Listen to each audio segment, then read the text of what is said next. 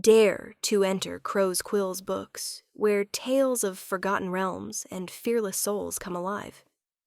Today's Journey, Perigord, Chapter 29 by Mark Lindsay. Will you uncover the truth hidden in the shadows? Chapter 29. After breakfast, they went their separate ways, each wanting to chase up information for Ulysses before their afternoon at the lake. Jason arrived at Selene's house around 11, and after being greeted at the door by Selene, he tentatively entered. "So is it safe to come in?" Jason asked. "Of course, we've done nothing wrong," Selene snapped, then, seeing Jason's reaction, softened. "I'm sorry. I guess I'm still a little sensitive about what happened. I know it's not my place to say, but try and take it easy on her. After all, she was only doing what she thought was right. On one level, I know what you're saying is right, but it still hurts to know that she had been skulking around behind our backs. I'll forgive her, but it's gonna take time, and a huge amount of sucking up on her part," Selene said with a wicked smile. "That's my girl." "Oh, I'm your girl, am I?" Selene said with her hands on her hips and a defiant look on her face. Jason was just about to retract his last statement when Selene added, "Relax, Tiger." She leant over and grasped his hand in hers, giving it a gentle squeeze, followed by a kiss on the cheek. "Have you had lunch yet?" Selene asked. "No, I wasn't sure what you were doing." "Great, I made something light and there's more than enough for both of us," Selene replied. She led Jason out onto the back terrace, where she had a platter of fruit and cheese and a jug of iced tea waiting. After eating lunch, they sat on the timber bench seat in a comfortable silence, enjoying the sunshine and view. Ursula's backyard consisted of beautiful, sprawling wildflowers and garden herbs meticulously arranged in a way that allowed for easy upkeep, but also looked natural and abundant. "I think I could easily sit here for the rest of the day," Jason observed. Selene moved closer to him on the seat and rested her head on his shoulder, sliding an arm around his waist. "Yeah, I could do the same," she replied. Jason wrapped an arm around her shoulder and let out a satisfied sigh in response. Just then a car horn sounded out in the street, followed by a young man's voice calling out. Selene grumbled and pushed herself off Jason. "Great, I'm pretty sure that's Hector out front," Selene muttered. "Yeah, I was kind of wondering when he was going to turn up." "I guess we better go and have some fun then," Selene said miserably. Hector was sitting alone in his beat-up convertible four-wheel drive directly out front of Selene's house. The engine was running, and hip-hop music flooded out into the street. He hadn't noticed Jason and Selene approach. His face was set in an irritated scowl. "Hey, sorry to keep you waiting," Jason called out. Hector spun around in his seat, his brow furrowed in thought. Almost immediately he turned on a 1,000-watt smile. "Hey, I was beginning to think I might have to come and get you two," Hector replied good-naturedly. "Are we good to go?" Selene said as she tossed her bag into the back seat. Hector appeared a little annoyed by her comment, but threw it off straight away, keeping his attention primarily focused on Jason. "Grab a seat and we'll get going," Hector said. Jason and Selene climbed into the vehicle. They had barely sat down when Hector floored the accelerator as his car took off down the street like a rocket. The three of them sped through town. Hector was very adept behind the wheel and knew his way around, finding the shortcuts and missing most of the small-town traffic. He also proved equally skilled on the dirt roads that lay through the forest. They made it to the far side of the lake in a short time. Jason and Selene gripped the undersides of their seats and tried to remain calm and indifferent to Hector's wild driving. The four-wheel drive eventually came to a skidding halt in a small clearing, where a handful of similar-styled vehicles were awaiting them. "This is our stop," Hector said with a grin. Jason and Selene looked around at their destination. It was one of many small inlets that made up the vast Greymead Lake. Jason was taken aback by the beauty of the spot. A couple of large trees stood on the edge of the bank, their vast branches reaching out over the dark and shimmering water. Rope swings were suspended from the branches, and all were in use by girls and boys Jason's age. The kids were climbing tall rope ladders high into the treetops, then swinging down and out across the lake, letting go at the last second as they were flung out above the water's surface, then landing with a gleeful scream and splash. A few of the boys called out to Hector as the three of them approached the bank's edge. Jason noted one of them was Tiberius. "This is quite a setup," Jason said, impressed. "Yeah, kids have been coming out to this spot for years," Hector replied. "Have you ever been here before?" Jason asked Selene. She shook her head quickly.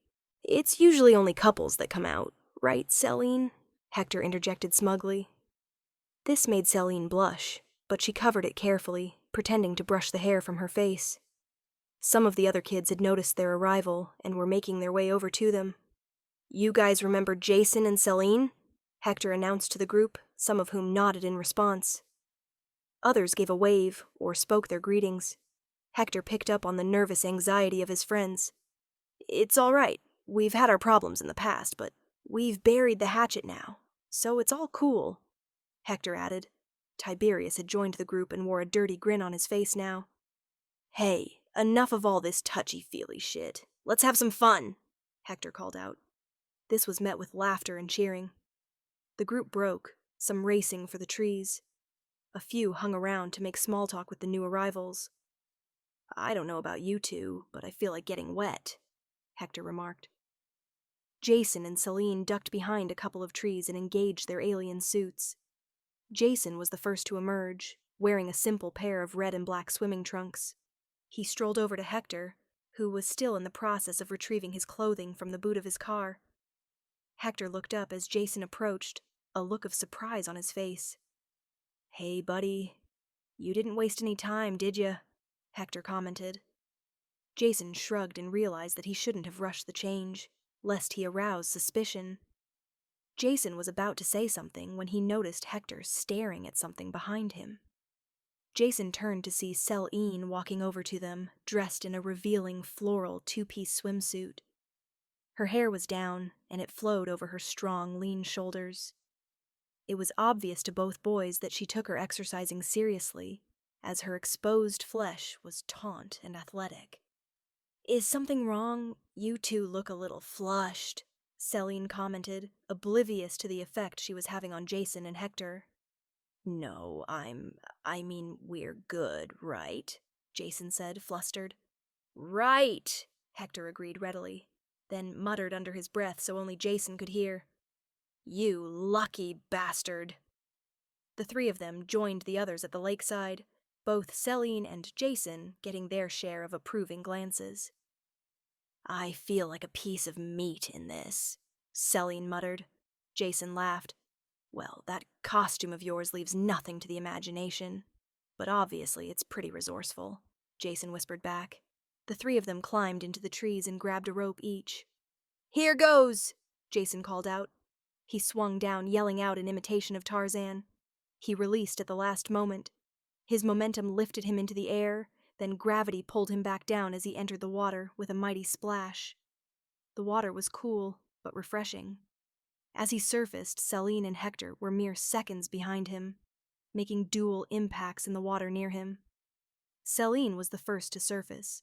Her now wet hair slicked back, and a huge smile spread wide. "That was awesome. Let's go again," Selene said excitedly. Just then, Hector broke the surface and let out a huge whopping sound. "I love this place," Hector yelled out. This was met by laughter and cheers of equal agreement. "Yeah, I think this place could grow on me," Jason said ruefully.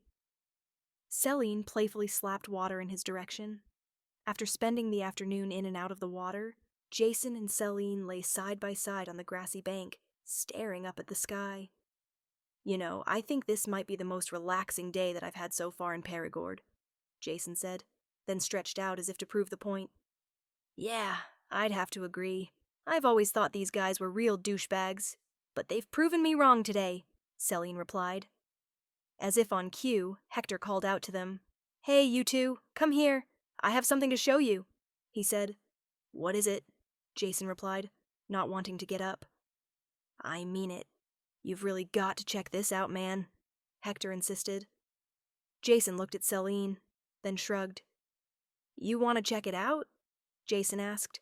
"Nah, you go on. I think I'll just lie here and enjoy the sun." "Fair enough," Jason replied as he slowly got to his feet. "Your loss." He made his way over to Hector, who was with Tiberius and a couple of the other girls Jason had met during the afternoon. Mandy, a tall, willowy blonde who started every sentence with "oh my god," and Jade, a petite redhead who giggled every time she made eye contact with Jason. The four of them were standing at the back of Tiberius's van. "What's going on?"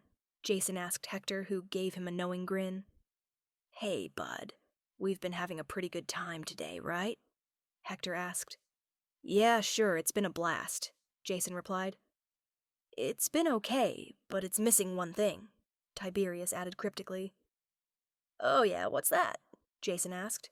"I'm glad you asked," Hector said, and flung open the back of the van, revealing cartons of Black River cider. "Oh my god!" Mandy cried, which drew the attention of the others, who were sitting on the edge of the bank. The group started to cheer and clap when they saw the payload awaiting them. One of Tiberius's friends, a short, skinny kid with a half-grown mohawk, whom everyone called Halo, started to chant, "Drink, drink," and soon everyone else was chanting as well. Everyone except for Jason. Okay, hold it down," Hector said, addressing the crowd, a huge grin on his face. Selene was now joining the group, and she saw the bottles of booze that lined the back of the van. "Holy shit," Selene said, surprised at what she saw. Hector was instructing the other boys in the group to unload the van, and within a short time, there were a couple of chests sitting by the lake, filled with ice and cider. Before long, they were sitting in deck chairs and drinking liberally. Jason and Selene hung back from the group, and it was now noticeable that they were the only ones not indulging. "You're not drinking, Jason?" Hector inquired dubiously. Nah, I'm not really in the mood," Jason replied, attempting to be disinterested. "1 or 2 drinks aren't going to kill you." "We know," Selene said coldly. Hector walked over to the ice chest and retrieved 2 bottles. Cracking the tops off them, he handed them to the pair. Selene grabbed hers and took a long swallow from it. "There, that wasn't so hard, was it?" Hector said, watching Jason closely, until he too took a gulp from his bottle. "Hoo-hoo, now it's a party," Hector exclaimed, clapping his hands together and making his way over to the ice chest for another beverage. "He's right, a couple of these won't kill us. Hell, even the label says that they use all natural ingredients," Jason said with a grin. "So what you're saying is, having a couple of brews is actually beneficial?" Selene replied. "Bingo," Jason said, and they both burst out laughing.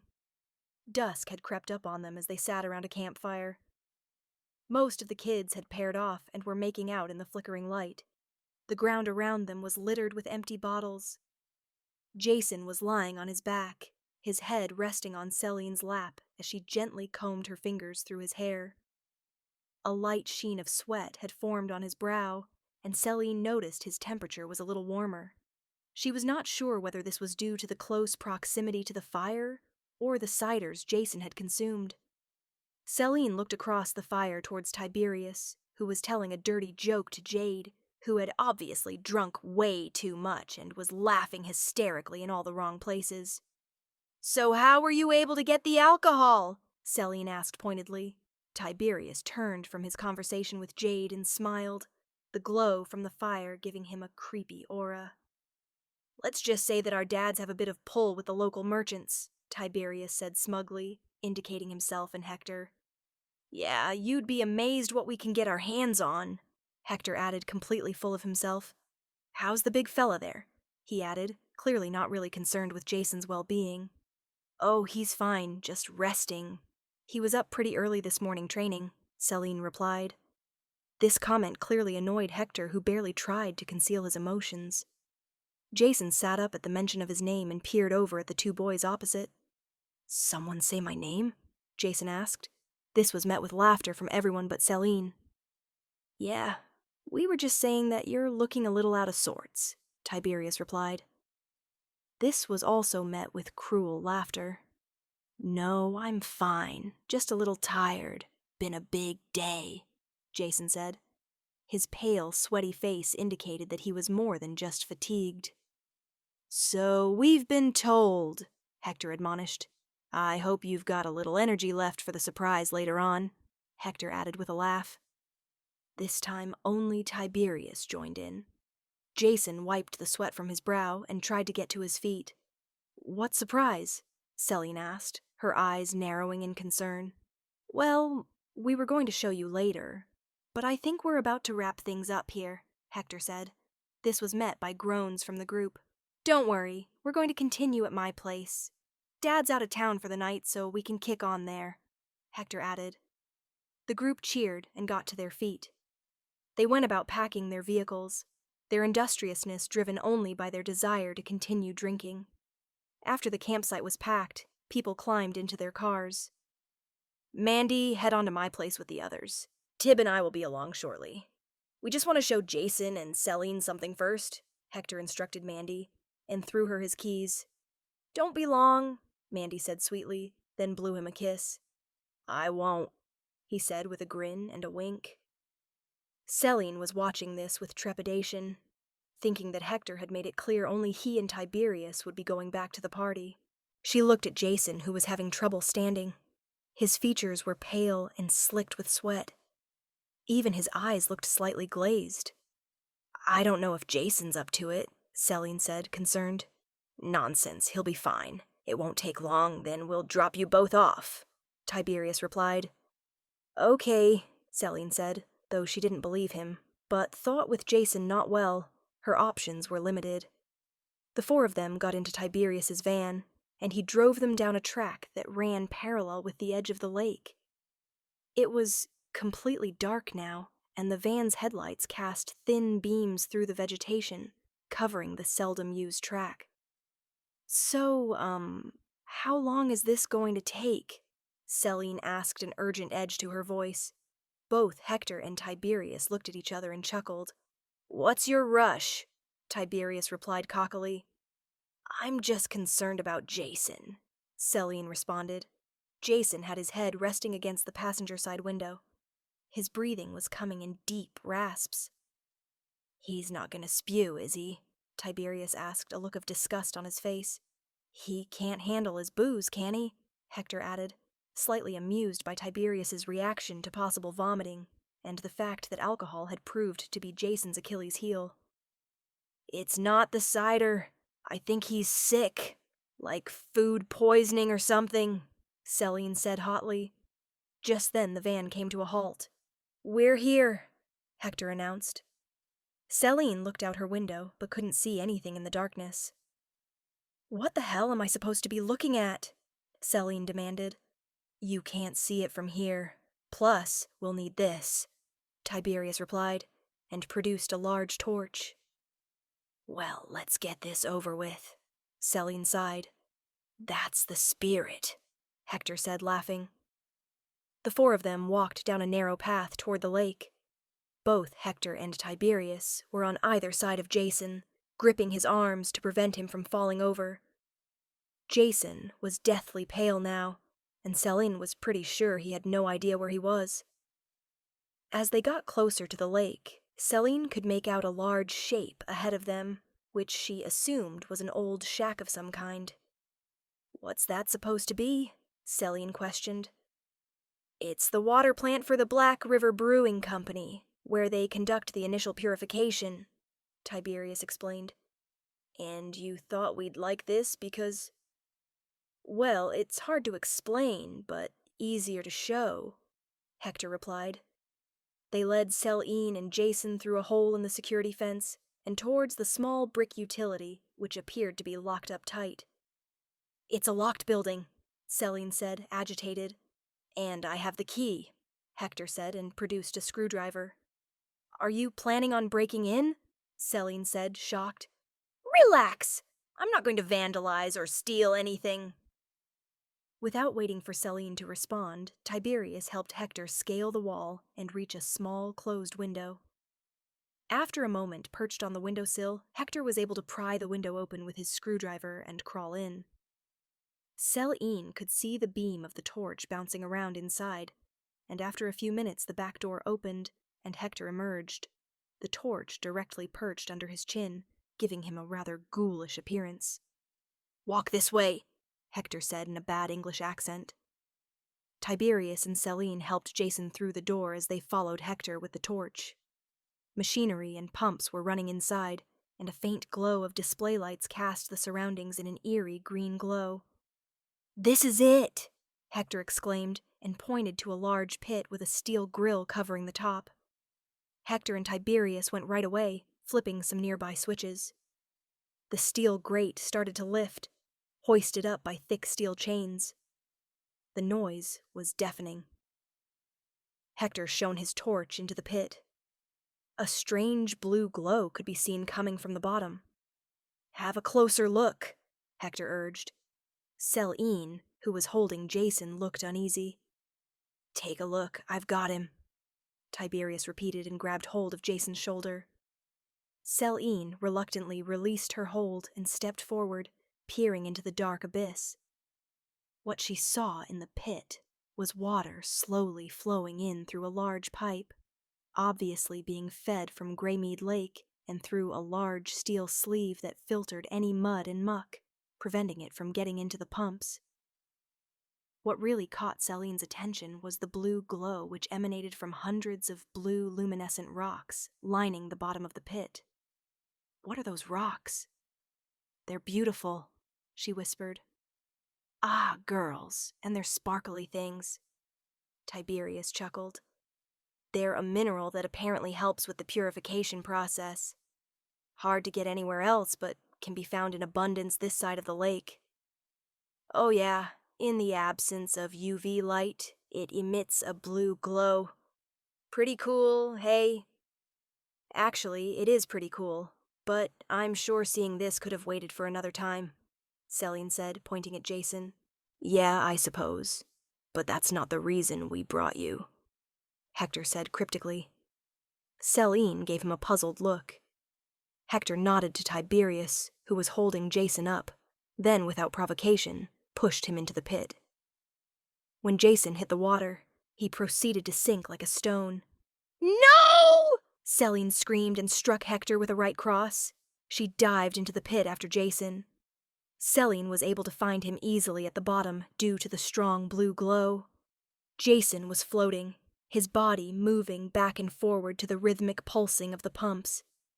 She grabbed him by the t-shirt and dragged him to the surface.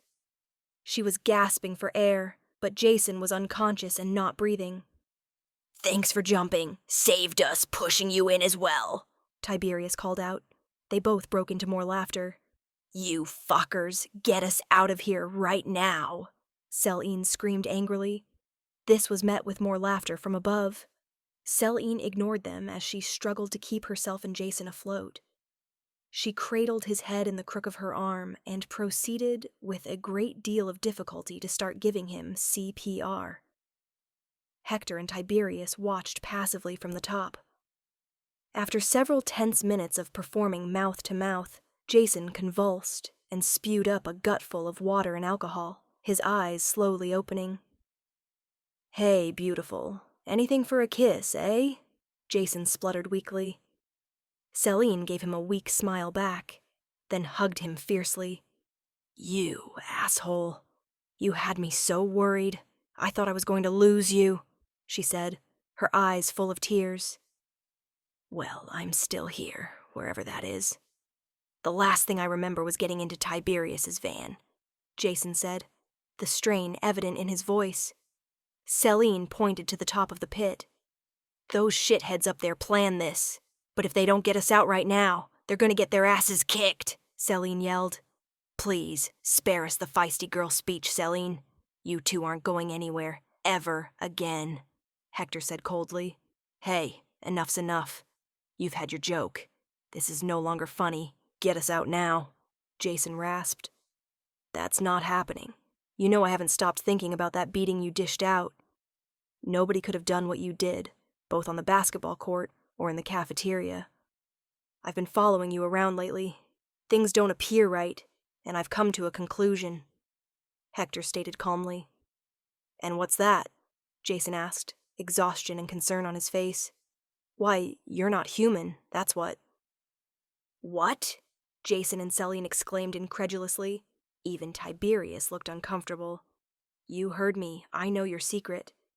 My dad told me about that freak Ulysses and all the strange stuff that happens around him, and then you show up and become his #1 disciple. That freak Ulysses and his library, and now you, are all evil. And it's about time somebody did something about it," Hector concluded righteously. "Are you out of your mind?" Selene screamed. "And let's not forget about you, the goth girl who's shacking up with that abomination," Hector spat. "Hector, whatever you think your problem is, it's with me, not her." "I saw you change," Hector said frankly. Jason and Selene went quiet. "No, nothing to add? Your silence says it all," Hector continued. "I don't know what you think you saw," Jason said hastily. "Don't even try to deny it. I know it's true." "You're crazy," Jason whispered. "I thought so too, the first time." "You brazenly changed shape running to school," Hector replied. Jason remained silent, which made Hector smile. "That's what I thought," Hector added. "Hector, don't do this," Selene said angrily. "I was late for school too that day. Algebra test," Hector continued with his story in a robotic tone. Everyone was watching him strangely, including Tiberius. "I saw this blur in the distance. You. I didn't know it at first, but I stopped and tried to get a better view at what it was. Then bam, you came rocketing past. It was you, but it wasn't. Your arms and legs were longer, and your face, my God, your face was distorted, longer, streamlined. But it was definitely you. You were jumping and running and landing like a cat. It was incredible." His voice trailed off. Tiberius put his arm on his shoulder. This seemed to shake Hector from his trance, a furious look appearing on his face. "But it was wrong! Wrong!" Hector screamed. Everyone flinched except for Jason, who was too tired and exhausted to react. His self-preservation meter was going into the red. "Okay, I'm willing to concede that since coming to Perigord, I have undergone some changes, but I'm human, and definitely not evil. Now you have to listen to reason," Jason said calmly, trying in vain to reason with Hector. "I don't want to hear your lies, and I don't want to have your presence, your infection around anymore. This ends tonight. You end tonight," Hector said with finality, and walked back over to the switchboard. "Whatever you're thinking, don't do it," Jason pleaded. Without warning, the machinery started up, and the large steel grate that had been covering the pit was hoisted into the air once again. As it appeared over the pit, Selene screamed in realization, watching helplessly as it slowly lowered into position. "No!" Jason and Selene screamed in unison as the grate clanged into position, sitting atop the pit. Hector and Tiberius looked down one last time, smiling coldly, their eyes black and lifeless in the darkness. Jason felt total despair for their situation. Then Hector and Tiberius were gone, the sound of their footsteps echoing as they left the building.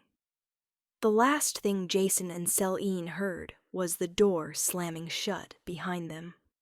Selene gripped Jason tight. Her eyes were wide with fear and the dawning knowledge of where they were. "Oh my God," Selene said, panic-stricken. "Relax, we're going to be fine," Jason said, trying to soothe her, despite the fact that he was feeling weaker than ever. "Don't you understand? Nobody knows that we're here," Selene said shrilly. "There's bound to be someone that comes out to check on this place." "On the weekend? I know, this seems pretty fucked up, but we can't give up, can we?" Jason said strained. "I don't know why I feel so goddamn useless," he added. His last comment proved to be the mental slap Selene needed to get hold of her emotions. Her jaw set in grim determination. "Can you tread water on your own for a minute?" Selene asked. Jason nodded.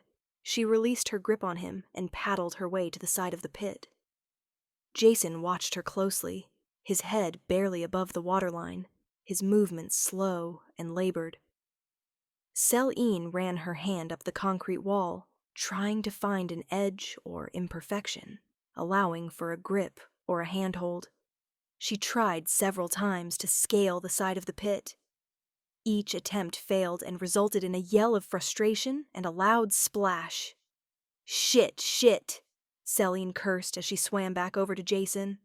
"This pit was definitely not designed to be climbed out of," Selene added as she grabbed hold of Jason's arm. "I don't mean to ask a stupid question, but why don't you just turn into a giant eagle and fly us out of here?"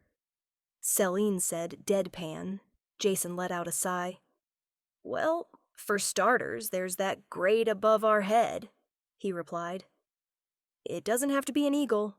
I'd be pretty much happy for a flying squirrel that shoots lasers from its eyes if that helps," Selene quipped. "I've been trying to change from the moment that you revived me, but I can't," Jason replied, exasperated. "You can't, or you're having trouble changing." "I can't, as in it all. Maybe my powers are gone for good. I am half human after all," Jason said miserably. "I don't know about any of that. We can sort it out later, but right now we need to find another way out, and the only other way is down," Selene said, determined.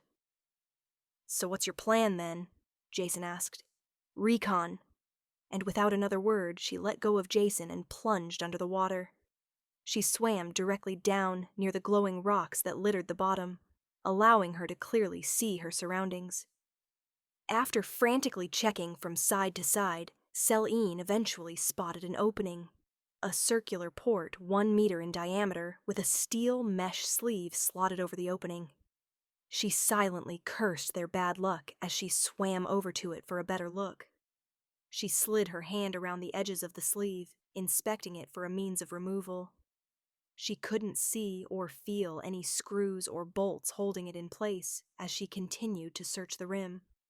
Selene's lungs were burning for air and her throat was raw. Nearly at the point of giving up, her hands felt something promising. A draw bolt latch snapped noiselessly open under her fingers. She mentally cheered as she pushed off from the bottom towards the surface. Jason's patience had grown thin waiting, and he was just preparing to go and look for her when she exploded through the surface next to him. "Thank God you're okay," Jason exclaimed with an anxious smile. "I did it. We have a way out through the intake valve," Selene replied breathlessly. "That's great," Jason rasped. Selene could hear the exhaustion in his voice, and then it dawned on her. Jason saw her reaction and nodded solemnly. "I'm not leaving you here," Selene growled angrily. "It's the only way. The pipe leading out must be 50, 60 meters long, and I'm too weak," he gasped. "Screw that. Both of us go or neither." "They're the only two options on the table," Selene thundered. "Once you're out," Jason said logically. "I mean it. Shut up," Selene replied, but Jason continued. "Once you're clear, come back and pull me out." "What if I can't get into the building? What if I can't work the machinery? What if I can't pull you out? What if—" "That's a lot of what ifs," Jason interjected. "If all else fails, you run and get help.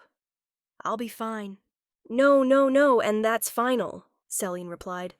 "We're getting out together, and that's all there is to it." Jason was about to respond when Selene gave him a scathing glare. "What's the plan, then?"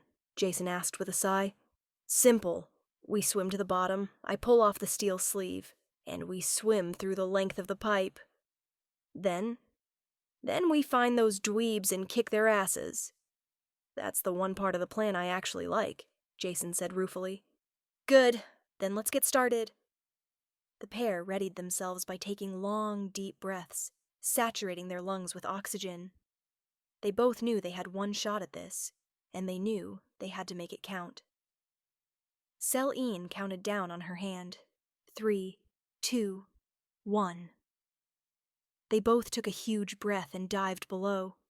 Moving together, they reached the bottom, and as they approached the blue glowing rocks, Jason began to convulse. Selene's eyes went wide, but instead of grabbing him, she made the painful decision to continue on with her plan. With minimal effort, she was able to ease the steel sleeve. Without deliberation, she scooped up a handful of the glowing rock. With her other free hand, she grabbed Jason and proceeded to drag him through the pipeline. Using the blue rock, Selene was able to illuminate the tight passageway. However, her progress was painfully slow. After 20 meters of movement, Selene's progress came to a sudden halt. Looking back, she was horrified to find that Jason had become snagged on something. Releasing her grip, she slowly worked her way back, squeezing past Jason until she was in line with his feet. With the rocks in hand, she could see that the laces of his left shoe had become tangled on the metal lip of a pipe. Without wasting time, Selene frantically ripped the shoe from his foot and dropped it without another thought. The shoe almost immediately reverted to a gray gloop that then dissolved into nothing. Shocked at first, she then remembered the alien clothing they were wearing as she pulled herself past the still form of Jason. By now, Selene's lungs were burning worse than ever as she attempted to grab Jason's arm, only to discover her hand wouldn't work. She tried again with the same result. Her vision was also starting to blur. "Oh no, please God, don't let us die here underground in the dark," Selene pleaded silently, then blacked out.